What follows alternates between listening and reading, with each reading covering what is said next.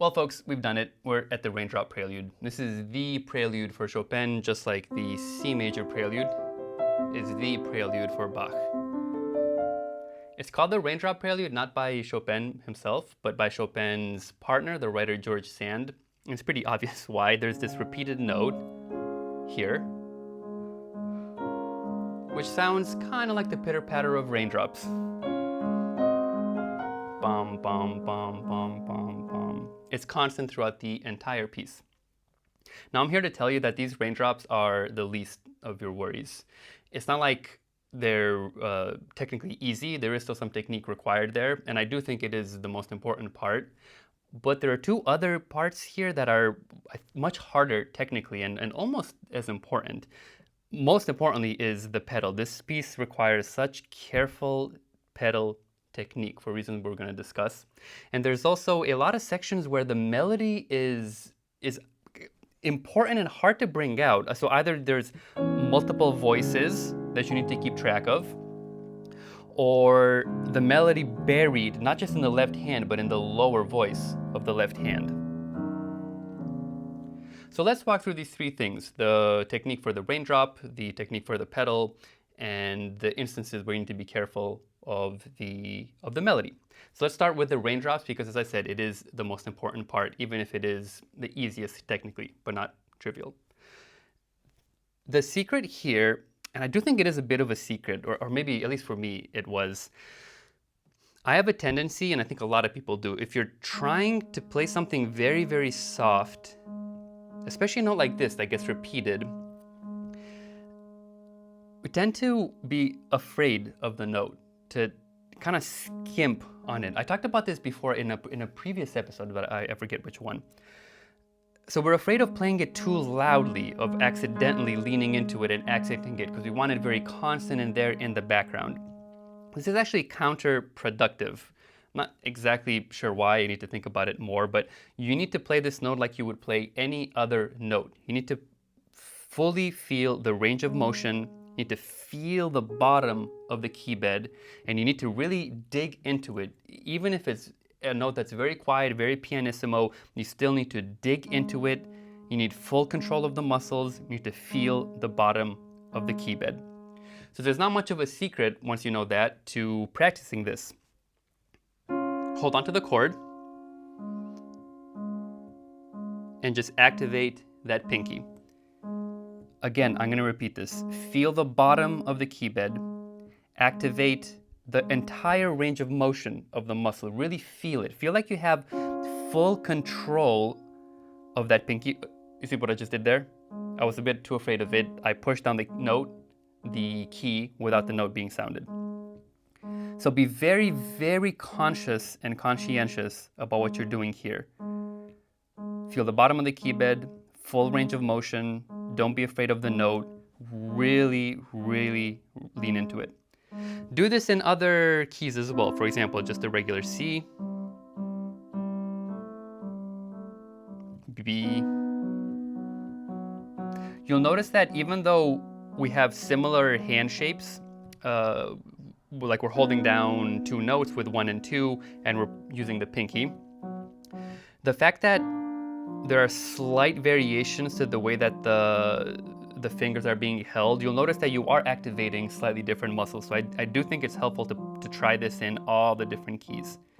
And don't be on autopilot when you're doing this. Be very conscientious about those three things I mentioned. Full range of motion, feel the bottom of the key bed, and lean into the note. Don't be afraid of it. Practice with the pedal as well. It is just to get used to the sound, the dry sound of repeating the note, the wet sound of having the pedal down. So this is the first thing you really do need to master before you can play this piece, because the raindrop, it's the Raindrop Prelude. It is important. After that, the pedal. So we've talked about the pedal quite a lot. I think I've said about almost every piece where the pedal was important that the piece is a great piece for practicing the pedal. I think this is, I'm going to revisit this probably later on, but it is the piece for practicing the pedal. You need to balance three things, which is very important in this piece. although I think it's true for any time you have a piece that very heavily uses the pedal. Let me just jump right to the point. You need to balance three things with this pedal.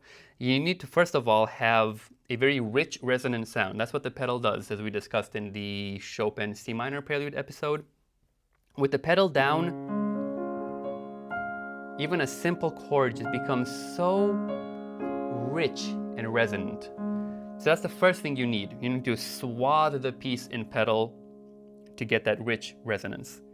But you need to balance that with clarity. When I'm moving from this chord to this one, I need to clear the pedal, otherwise the sound gets too muddy, way too muddy. However, when I'm clearing the pedal, if I do it too abruptly, there'll be, just listen to it, there'll be a moment, I exaggerated there, but you saw there was a moment where I went from a rich resonant sound to a very dry sound, and then again to a rich sound once I played the next note. So this movement between chords or parts of a melody where you need to clear the pedal, this is where it's very, very important to not be too abrupt with the change. Otherwise, it's too jarring. And I think in this piece, because it's slow and quiet, those moments where switching the pedal can become too jarring are you're much more exposed.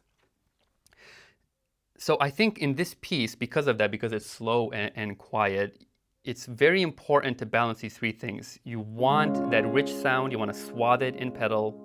You obviously want clarity. You need to clear the pedal when you're switching harmonies or the melody is has a like half note, semitones. And you don't want to be too jarring when you're switching the pedal. So let's walk through this piece. I'm just going to give you some examples. I think the most important examples where you need to be aware of these three things. And the solution is going to be the same everywhere. You need to be constantly pumping the pedal. Half pedaling. Again, for half pedaling, look at the C minor Chopin episode to get an idea of what half pedaling means if you don't know. So I am pretty much at every eighth note constantly half pumping, half pedal. Okay? Pretty much constantly. So let's see how that helps us with these examples. Right at the beginning, between measure 1 and 2, when we're going from the D flat chord to the dominant, the A flat chord.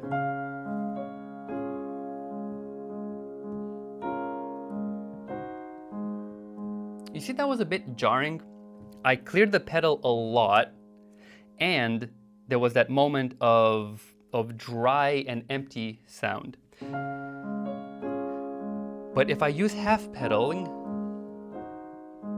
I didn't do it very well there. I'm more careful.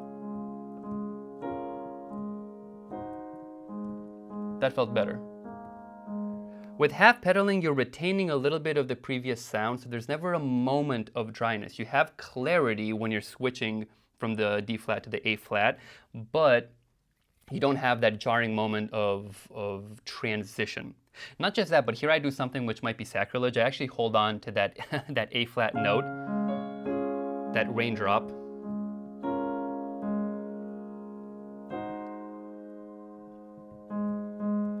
And I really think that helps a lot in this section, but you don't necessarily have to do that. Some people would probably call that sacrilege or such a minor thing.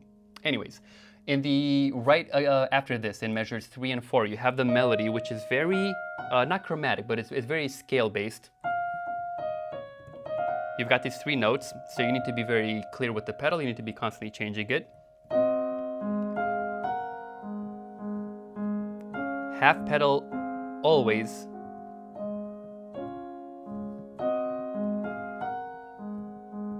I'm actually changing it on every note of the melody,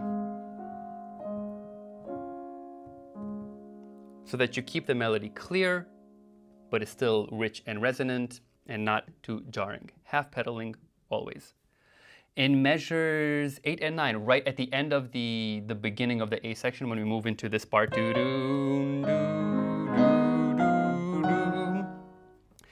this transition from the end of the melody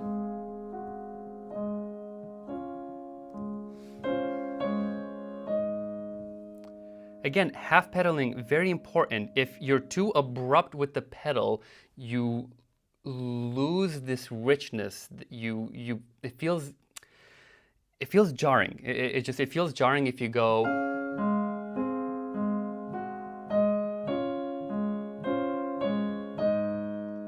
It's more okay if you do this, but constantly pumping it at every eighth note. But if you don't even do it at the eighth note, it's truly jarring.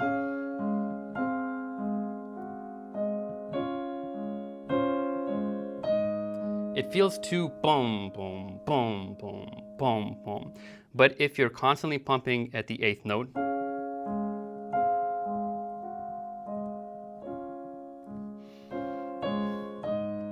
you have this nice continuity.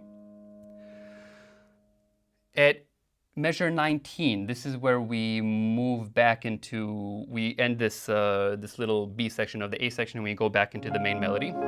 We have this part. This is measure 19.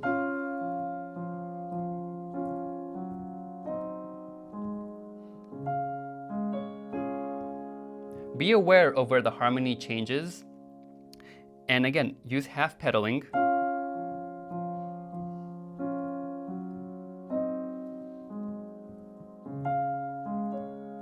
So you have that nice continuity. If you don't use the half pedaling, look how it sounds jarring.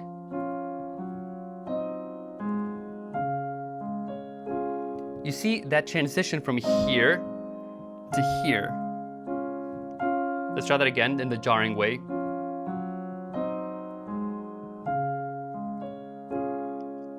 There's that moment of too much emptiness when you move over here. But if you're half pedaling and you're constantly holding down to a little bit of the harmony, the richness, you keep that continuity. The next examples are all about keeping the pedal, clearing it very slowly. So when you're doing a switch from one section to another, so for example, at measure 27, this is at the end of the A section.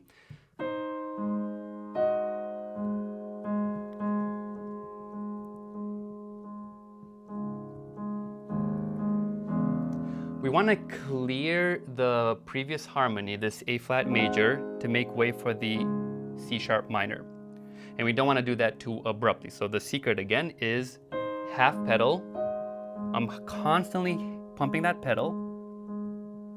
By the end of this measure, I still have a pretty rich resonant sound because I haven't cleared it fully. So there is still that richness, but there's enough emptiness. I've cleared enough of the old sound that I'm prepared for entering with the C sharp minor. Very similarly, in this B section, the C sharp minor section, when we have the climaxes, these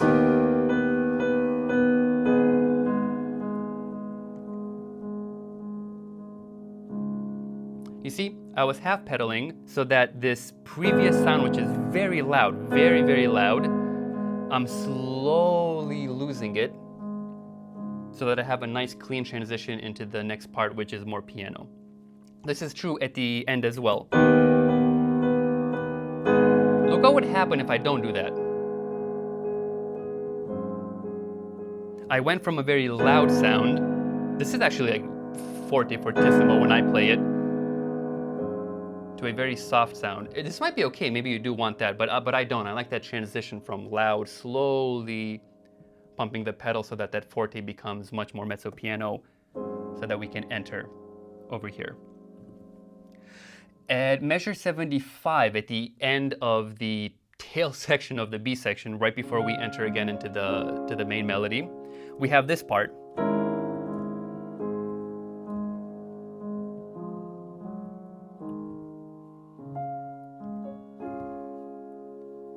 Again, look at an example. If I don't half pedal and I just do this, I'm holding down the pedal. It's very abrupt, a very abrupt change from this A flat major to B flat. But if I'm pumping the pedal, I keep that richness, but I've lost enough of the sound so I can have a nice smooth transition to D flat. Similarly, at the end, right before we get into the outro, so at measure 82, entering measure 82, we have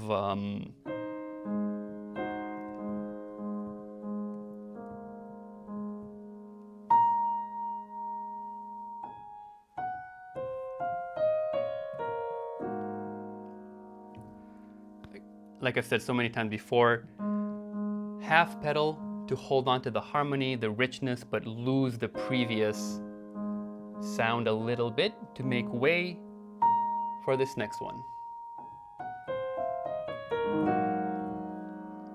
So that's it for the pedal. Very, very difficult technique. Could take, I think, a lifetime to master, but very important in this piece, especially because it's quiet, it's slow. Those moments of transition, you're much more exposed. So balance, again, balance resonance, clarity, and continuity by constantly pumping the pedal, constant half pedaling.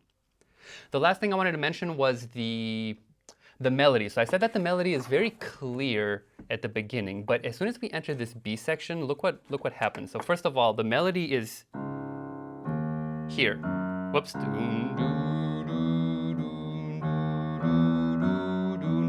It's at the bottom of the left hand. So be aware of that. Not just that, something difficult happens here. The melody switches. It goes from here, the bottom, to the top. So you need to have a smooth transition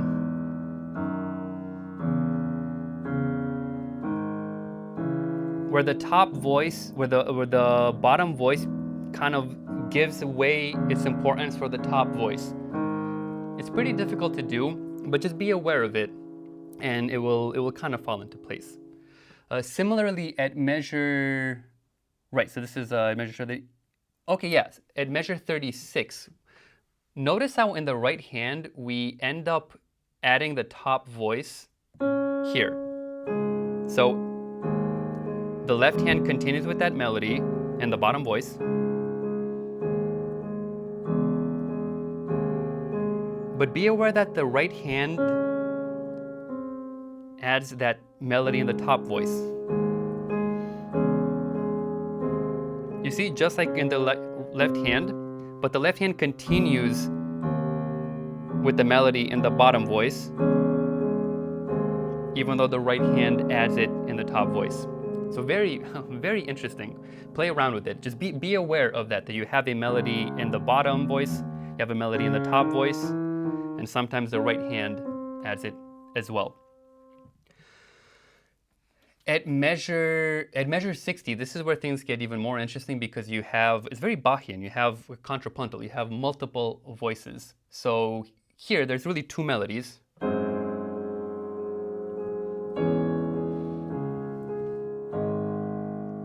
Be aware of that. You have the top voice, while the bottom voice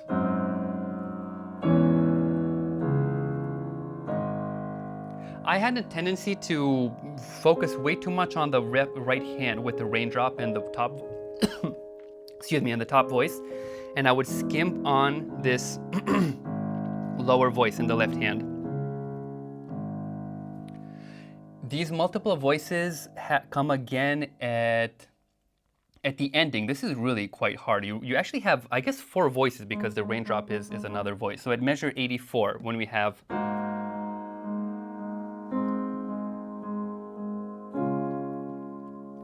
you need to keep track of 4 different voices. You have the raindrop, you have the bass, you have this inner voice, and then the top melodic voice.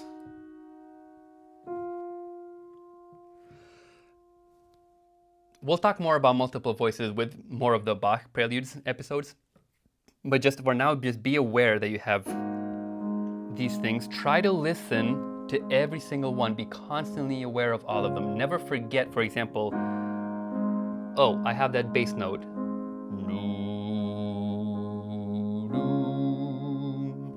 That's really the secret, is to be very conscientious of all of these different voices. The last thing I want to mention was there's a few sections here on this final page where the melody is buried. So at 64, right? Measure 64.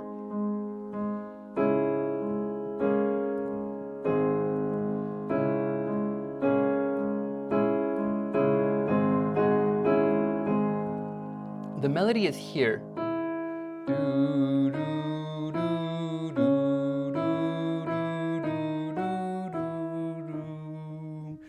inside of these chords. The same is true in a bunch of other places. For example, at measure 62, when you go,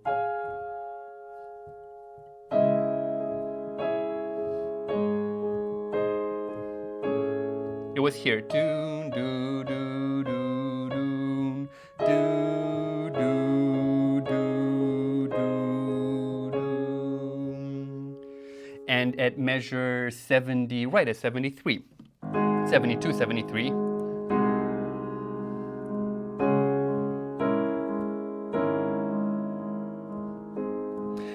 Actually here it's a little more, I'm not trusting my notes very much here. The top voice is kind of the main melody. I guess it is the main melody, but there is still movement here on the inside, which is equally interesting. Doo, doo, doo, doo, doo, doo. And then sure enough, at the end, at measure 85, when we do... In fact, Chopin makes it pretty clear where the melody is, especially here, where he gives an accent on this E flat, which is in the middle of this A flat chord. So with these multiple melodies, just be aware of where they are. And there's still a lot of technique required to be able to, play a chord and emphasize a single note of it. We've talked about this before as well. So it is still a technique you need to build, but as long as you're aware of it, I think it'll fall into place a lot easier than, for example, the pedal. So these are the three things that I think make this piece a little more difficult to play, but mastering them, I think, is going to make it's going to make the piece come alive again, because we've all heard it just a million times. I'm sure a lot of people have played it a lot. I was kind of down on this piece until I really focused on it a bit more and really noted down all these different places where the melody is a little buried or where the pedal is very important, and really focus on this repeated note with full range of motion and feeling the bottom of the key bed. And the piece kind of came alive again. All right, that was it. Hope you enjoyed it. Let's play the piece. How are we doing on time? Not too bad.